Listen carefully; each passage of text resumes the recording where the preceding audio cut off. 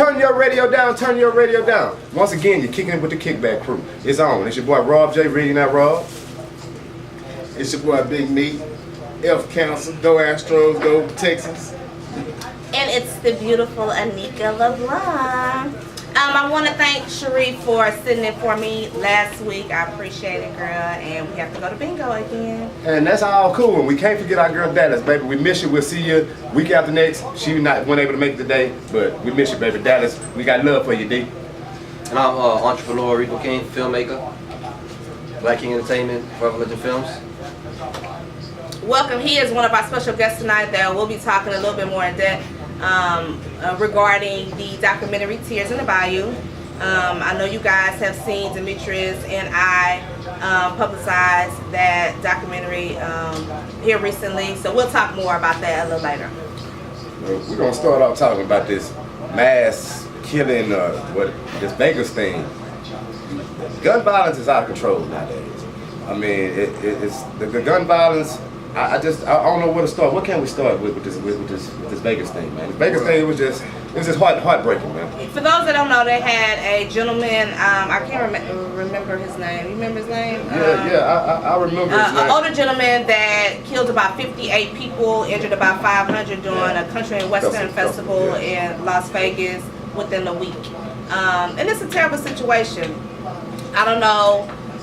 You know, I don't know. I think we living in the last and evil days, y'all. It's sad, man. It's hard. It's a terrible thing. First of all, my heart goes out to all the people in Vegas. Everybody that lost their lives out there. I got friends out there in Vegas. You know, I called and checked on them. Everybody would say thank God. But when you can just open fire in a crowd and kill 58 people, injure 400 people. Yeah. I mean, that says a lot about this world, y'all. And we need to start spreading more positive energy in the house. You know what I'm saying? All around the world. And that's a big part of today's show, talking about gun violence. Not only in Vegas, but all around the world, especially here in our inner city. Well, I have a question. How could that have been prevented? Like, how could you prevent somebody from killing 58 people standing, 32 floors above ground? I mean, it's hard, but nowadays, I mean, you don't know what people are going through. You don't know the reasons why they're doing what they're doing. I mean, not saying that it's no way that you could condone any kind of thing like that, but I mean, some of these people are mentally ill. Some of these people, I mean, they say something about he was a millionaire or a billionaire, and something had happened with the stock market, so he went crazy. People handle things different ways nowadays. But now with these guns, man, it's. Well, I have a suggestion. My suggestion would be doing a mental check, health check for anybody that purchased guns. I mean, I just think that that's a part of... I think that's a good idea. I don't think he had mental history, though. I don't think so neither. I think that he was actually really sane. They didn't have anything in his background from what I read that said... I know that they said his father was a psychopath, but like I told my students, you don't want to be judged by your parents. Right. So, you know, that doesn't mean that you're going to turn out like them, so... And his brother too was on, did an interview and said that this was totally. I don't know. So you know, I mean, it doesn't matter if you have money, if you don't have money. We all have problems. I mean, things go on nowadays, and you're just doing killings.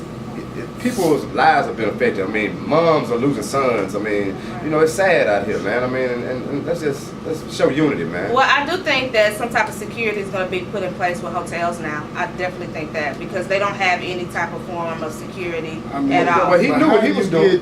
29 guns, assault rifles. Thank you. In a hotel. He knew what he was doing. Right. He knew what he wanted. I mean, but have you ever been checked? Have you ever been checked going into a hotel? There's not no security. No. Second of all, you know, they had to be seeing him walking back and forth, but who's paying attention to that? Right. Right. He probably had a suitcase.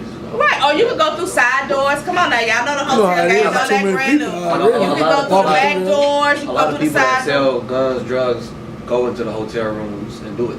Right. You feel me? So you can have 100 in there, nobody will know. Right. See, to prevent stuff like this, you gotta either give up your privacy, or you know, or it'll keep happening. You can't. And I think you can't prevent it because if he doesn't use guns, he'll probably use a bomb. Right. Well, they say he had some stuff like some kind of chemical stuff to make bombs. I mean, so maybe he was intending on doing that as well. I'm not sure. He's a real life terrorist. Yeah, definitely. That's what he is, a terrorist. That's what he is, a terrorist. Right. I listened to the video and I mean, he was just like, it was multiple shootings. I mean, like he was just shooting. I mean, it's like, God, I wouldn't even know what to do if I was You ever just hit in the that ground, position. or Well, in that situation, you hit the I mean, ground. he's shooting up here It's though. actually worse for you because he's shooting from Down, yeah. like. I think there's no way you can avoid that. rapid Just run. fire, yeah. But then you don't even know where it's coming from. Right, You know what I'm right, saying? right, So it's like, right. Man, it was just a terrible situation. Like my boy said, our hearts go out to everybody that was affected, and you know, it's just a terrible situation. Gun violence is real, man, and like the no-shoot zone that some friends of ours had just a few weeks ago, that was a beautiful thing. It was a beautiful thing. Right. You know, tell them about it, me. And switching gears, like I said, not only in the, other cities and other states, but right here in our own city. Yeah. You know, it's a lot of gun violence going on. Some of my best friends. And I lost one of my dear friends to gun violence. Yes. And when I say it hit home, it hit home. Yeah. Rico here did a documentary over Bird. Rico, why don't you share some knowledge over the documentary? Oh, well, I shot a documentary called Tears in the Bayou. I shoot urban crime dramas, movies, films, and stuff like that. And a lot of times when they see the film, it makes them sad, or it makes it raises awareness, but it's nothing realer than the actual real thing. Exactly. You know, because I can make an actor cry on film, but seeing somebody really cry because of somebody they really lost makes a difference. And growing up in the inner city and seeing so many people die, and nobody cares about it in a week. You know what I'm saying? Right, Everybody right. forgets about it, but then it's the kids going through a lot of trauma, the parents, the grandparents, the family, and nobody ever sees that side. Right. So I think raising awareness and showing people what people go through from even being suicidal and everything will kind of, make people take it more seriously. Right. I mean, so basically, I mean, we just want to be informative and try to just give all the best knowledge we can give out here to people to, just stop the violence, man. I mean, Well, I have a question about your documentary. Through the research that you've done, interviewing and by the way, great documentary. If you have not seen it, you guys definitely need to see it. Tears in the Bayou? Yes. Tears in the Bayou. I first want to say thank you for portraying the relationship between Demetrius and Bird the way you did. Yes. It was very authentic and it was genuine, and you caught it down to the absolute T. So we definitely want to give you thanks for even highlighting him. I don't even know where you came from, to be honest. It was a situation, we was doing the balloon release, and at the time of our friend's death, so many different people was coming at us, especially at Demetrius, with every different thing. I mean, like bam, bam, bam, bam, bam, bam. Yeah. So when we was at the balloon release, he was like, we're going to do this interview at Birdhouse. Interview? He was like, yeah, come on, we're going to do what? What? Yeah. And then we get there, I'm still not knowing that this is going down. Right. He gets asking these questions, and I'm like, oh my gosh, I'm crying everywhere. This crybaby right here. Hey, hit home. Rico, I want to thank you for that. Yes. Because in one of the clips, he hit me with a question. And the question was, y'all couldn't hear the question, but the question was, what did Bird mean to you? Uh-oh. And so, Here we go. Yeah, nah, man, that's real, man. That's real, man. R.I.P. Bird Jones, baby. I told him that was my nigga, you know what I'm saying? He was always tight. Like I said, I want to appreciate that, Rico, for real, dog. Yeah, I definitely think that helped him with his healing. And, just acknowledging, sometimes you got to acknowledge people who they were in your life and who they are in your life. And I think that for all of us has helped us. It just hit home with all of us so much, especially with Bird. I mean, and other friends of ours that have passed away from gun violence, and it's just a real touchy, heartfelt subject, man. I mean, like, I was just looking at Facebook the other day, and our 20-year reunion was last year around this time. Right. And it was pictures of, like, me and Bird and them, and me and Right. Meat and Anika, and all us that went to school together and stuff Right. like that. And it's just sad, man, that your friend, I mean, you don't know what's going to happen tomorrow. You don't know when the last time you're going to see a person. Exactly. You know what I mean? So, I mean, it's real out here, man. So, I mean, let's promote unity and stop the violence, man. Like, we know it's so many guns out here, you just can't collect the guns and it's going to stop.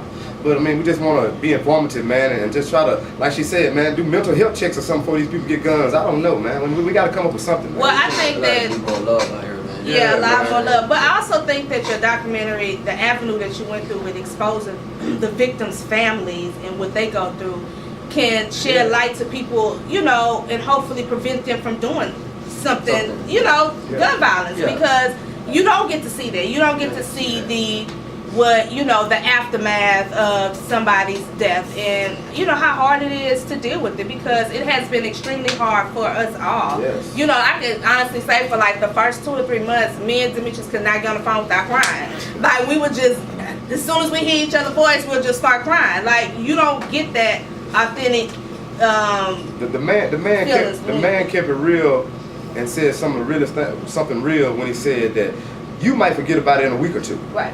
But I mean, for us and for the family and for people that's close to these people or these guys or women or whatever that has got gunned down for nonsense or whatever the case may have been, I mean, they're gonna go through it forever, man. You know what I'm saying? You're taking away someone's son, you're taking away someone's father, you're taking away someone's friend, you're taking away someone's cousin. Man, we don't want that, man. Stop the violence, no shoot zone everywhere, man. I mean, like we back in the day, we used to fight. They don't fight no more, they just want to kill. They just want to, I don't know if to prove a point, get stripes, I don't know what you want, but man, it's not necessary, man. Right. You're hurting people. So, I have a bunch of questions with document. Y'all gotta excuse me, because that's just what, you know. That's our style. Right, That's our style. That's a nigga style. So, what person, all right, who in the documentary influenced you the most or had the most, you know, impact on you? Because there were so many people that were so powerful. Like, I love the Hispanic dude. Like, I was kind of scared of him, but he was really real. Like, he was really real. Yes, and I love how genuine and scary he was. So, who was the most impactful to you? Impactful in terms of the victims, or the actual, like, the people that was doing a lot of the violence. all people doing the violence? Yeah. Man,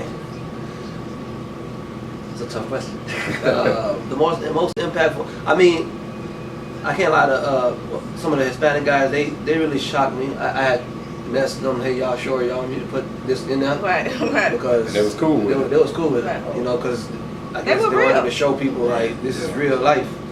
But he got to be him. Right. Yeah, all the guys that's talking, the street guys, Right. telling how they grew up and how they living, it got to be him. For the people that's the interview made the documentary. Right. There's a few people that the interview actually couldn't make the documentary. Oh, really? You did have some Yeah. people that didn't. Yeah, and a few things off camera, of course, that we can put out there. Right. Because those guys, a lot of the people I interviewed, like, you watch things and it's like maybe a guy that's from around the corner or know somebody. I interviewed real people that's really, really out here. Yeah, that's doing the violence. That Doing a lot of 100%, stuff. Right, front line. Yeah, they front line with it. Like, they might not be like active or whatever, but they got a good They've history. been It's exposed to authentic. it. Yeah. It's very authentic. So knowing all that information and the things that you learned, what could be a solution to, outside of course, you needing love? Yeah, we need more men to step up and become fathers. What else could you recommend to the youth? Well, my whole no shoot zone. Shout out Tyree Coleon in Baltimore. We started it out there in B-More, one of the most violent neighborhoods in America. Okay. Actually, it was the most violent neighborhood in America. Okay. The most violent intersection. Okay. It was a lot of killings. When I pulled up on the block, somebody got killed. Wow. Yeah, and then it was real. right after Freddie Gray got killed. Mm-hmm. And people were mad because the Baltimore Police Department is one of the most corrupt, and they putting guns in the streets, killing people, and doing all that stuff. So they started rioting. So when they started not rioting, the kids started throwing rocks at the cops, and everybody started burning stuff down. They just went crazy. So when they started doing that, the cops like, okay, y'all don't like us, then we're not coming to patrol the neighborhoods. So then everybody, the rival gang members in Baltimore, like there's a lot of rival gangs and cliques and drug problems and stuff. They said, okay, the cops not coming patrolling. It was run down the street, up and down the street, killing each other every day. Oh wow. It got crazy, and then we decided like, hey man, we need to get together with the neighborhood, with the gangs and stuff like that. Because the gang said, first of all, the gang said if the cops don't get charged, they kill the cops too. You know what I'm saying? So they're like, okay, if we could organize and do that, we can organize how to kill each other too. Right. So yeah, we got with a few guys in the neighborhood, a few gang members, and they was all cool with it. We started that. Lil Marty was the last guy to die on Lafayette Monroe, his first no shoe zone, and the whole year nobody got killed. Oh, well, Yeah, we had congratulations. 4 shootings in 1 month, and the whole year after that, Nobody got killed. nobody got killed. So you decided to move the movement here down south. Yeah, so they started having more no shoe zones in Baltimore, and I was not there. Okay. When I went back, I had got film awards in New York for my first documentary I shot, called Down in the Hole, and then I went back to the hood to take it just to for the kids to film it. I shot it for them. Right. And then the kids are all talking about no shoe zone, this is a no shoe zone. And I'm like, whoa. It's spreading, baby. It's spreading. And then, because, we grew up, man, like, it's a lot, our mentality wasn't right. Right. You know what I'm saying? Because we were brainwashed, and I think we were brainwashed beyond belief. beyond repair. Yeah, Okay. now. You know what I'm saying? Now it's like, Yes. because like you got guys who lost 3 or 4 of their friends. Right. You know what I'm saying? Yeah. Like y'all lost your best friend. Imagine losing your best friend and another one and another Right, one. right. You know what I'm saying? So it's like you're not gonna forget the guys that did it. Right. No. Right. You're not. You know what I'm saying? So It's gonna hurt you forever. with the low shoot zone, we trying to kill that street mentality. Right. With the little kids, we don't want them to pick up that man. Nah, f them because they did this to my homie 10 years ago, so we can go shoot them, so they can come shoot us. Nah, we trying to kill all that. Right. You know what I'm saying? And then that was an initial thing, and we were trying to also old ladies and little kids getting killed in the streets and stuff like that. The innocent bystanders. No, but the females can't even come outside their house because they scared. Everybody is scared to come out. You live in, you paying rent, you going to work every day, and you scared to even come out your house. Right. Right. You know what I'm saying? So that's a part of the no shoe zone. Then we moved down here to Houston, and we did a block party at Ailey Amity Park. I got with all the big homies from all the gang leaders and stuff like that down here, and we decided, okay, we're doing no shoe zones. We got 4 right now in Houston, Texas. Man, That's you're doing a good. great That's thing, good. man. A great thing, That's man. We good. appreciate Okay, you. so I have a question for you two. My question for you guys is, how did you avoid the street life growing up? Because I know you guys, and I know did sports save you? Because it was easy to turn left or turn right. Growing up, when we grew up, man, we had, and I ain't gonna lie, we grew up on Antoine and Gulf, man, Acres Home area. So it was happening everywhere. And I had friends. I got friends now who did in jail, who did a lot of crime back then. And what separated us was, and I respected them because they respected us because we played sports. You know what I'm saying? We knew what they was doing. They was still our homeboys. We ain't knocking for what they did, but they respected us as athletes and didn't drag us down that same hole. You know what I'm saying? Okay. And sports, like I say, sports. I played sports all my life, and that's what saved me because actually, when I graduated from high school, I got a chance to go to college. I got a chance to leave Houston. I got a chance to go to other states. They didn't have that chance. You know what I'm saying? Growing up on the block, where you gonna go unless you're going to the Army or the Air Force or something like that. But So sports provides you exposure to different things. Sure. So that's basically kind of what we need now is exposure. Exposure, like the one important thing is leaving the neighborhood, leaving your city, Right. Yeah. traveling, seeing the world. Because a lot of these little things you think is a big problem, or you got a problem with somebody, you think it's the whole world, but Right. it's not. Right.